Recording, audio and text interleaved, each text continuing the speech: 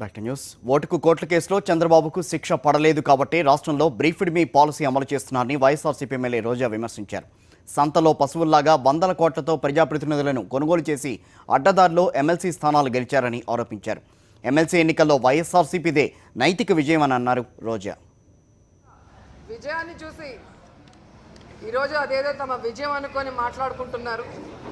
నిజంగా నైతికంగా వైసీపీ పార్టీయే గెలిచిందనడానికి ఎటువంటి సందేహం లేదు.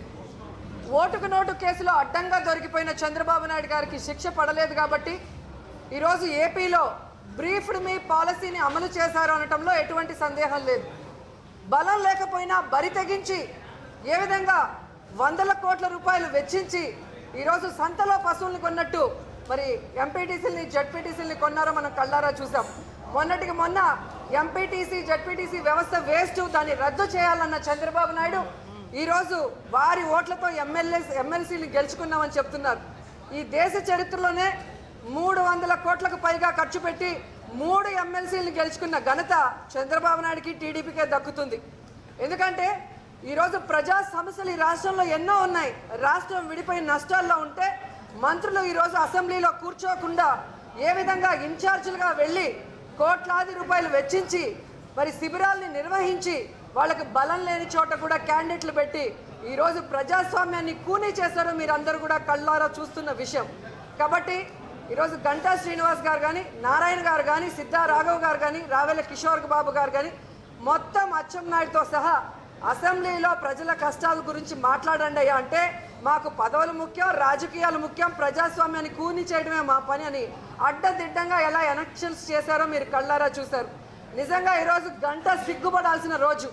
ఎందుకంటే వైజాగ్లో డిగ్రీ పేపర్ లీక్ అయింది, కడపలో 10th క్లాస్ పేపర్ లీక్ అయింది, ఈరోజు కదిర్లో నారాయణ కాలేజ్లో ఆన్సర్ షీట్లు కూడా లీక్ అయి ఉంటే దాని గురించి పట్టించుకోకుండా ఇక్కడ చంకలు గుద్దుకుంటూ ఉంటే ఇంతకన్నా సిగ్గుచేటేంటో ఒకసారి మనం ఆలోచించాల్సిన విషయం.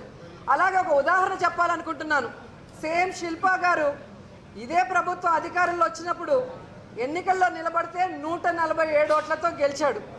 కానీ ఈరోజు 5 మంది వైసీపీ ఎమ్మెల్యేలను కొనుక్కున్నారు, ఎంపీటీసీ జడ్పీటీసీని కొనుక్కున్నారు, మొన్న అసెంబ్లీలో శవరాజకీయాలు చేశారు.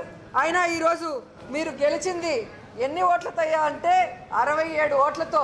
అంటే ఈరోజు ప్రజాప్రతినిధులు ప్రజల్లాగే వ్యతిరేకతతో ఉన్నారు కాబట్టి మీరు ఎన్ని కోట్లాది రూపాయలు వెచ్చించినా వాళ్ళు మనస్సాక్షితో పనిచేశారు కాబట్టి ఈరోజు మీ మెజారిటీ తగ్గిందనడానికి అదే నిదర్శనం. ఎందుకంటే 5 మంది ఎమ్మెల్యేలు, ఎంపీటీసీలు మరి జడ్పీటీసీలు అందరూ వెళ్ళినా కూడా ఈరోజు మీ మెజారిటీ తగ్గిందంటే ఈరోజు ఎంత వ్యతిరేకత ఉంది, మీరు చేసే పనులు ఎలాంటివో ఒకసారి ఆలోచించుకోవాల్సిన అవసరం కూడా ఉంది. అలాగే జగన్ గారు రాగానే చాలా చీప్గా ఒక ఎమ్మెల్యే స్థానాన్ని వదిలేసి రోడ్డు మీద పొరికిల్లాగా ఈరోజు మీ చిన్నాన్ని ఓడిచ్చేసుకున్నారు అని చెప్తున్నారు. మీరు బలం లేని చోట ఈరోజు అప్రజాస్వామికంగా దిగజారుడుతనంగా రాజకీయాలు చేసి జగన్ గారిని మాట్లాడుతున్నారే.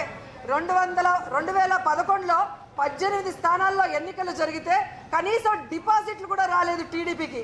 అయినా మీరు సిగ్గుతో తలంచుకొని ఇంటికి వెళ్ళారా?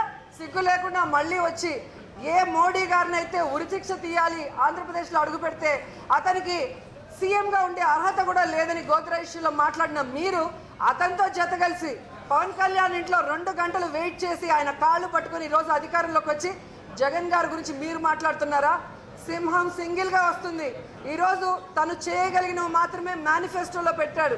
కాబట్టి ప్రజలు నీ అబద్ధాలు నమ్మి నిన్ను ఓట్లేశారు. కానీ ఈరోజు ప్రజలకు తెలిసింది నువ్వు ఏ విధంగా ప్రజల్ని మోసం చేసావో.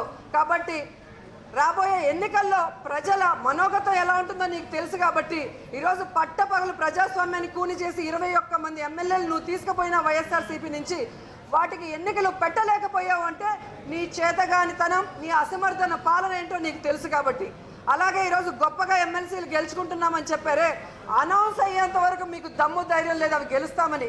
అందుకే నీ కొడుకు లోకేష్ బాబుని ఎక్కడా కూడా ఎమ్మెల్సీగా ఎన్నికల్లో నిలబెట్టకుండా దొడ్డిదారిన ఎమ్మెల్సీగా తీసుకొచ్చావు. ఇందుకు మీరు సిగ్గుపడాలని కూడా ఈ సందర్భంగా తెలియజేసుకుంటూ ప్రజలు గమనించండి. ఈరోజు ప్రజాస్వామ్యాన్ని కూని చేస్తూ ప్రజల సమస్యల్ని గాలికి వదిలేసి, మహిళా సంక్షేమాన్ని గాలికి వదిలేసి, రైతుల్ని నిట్ట నిలువున ముంచేసి, నిరుద్యోగుల్ని గాలికి వదిలేసిన ఈ ప్రభుత్వానికి బుద్ధి చెప్పాలే కానీ అమ్ముడు పోకూడదని ప్రతి ఒక్కరిని మనస్ఫూర్తిగా కోరుకుంటున్నాను.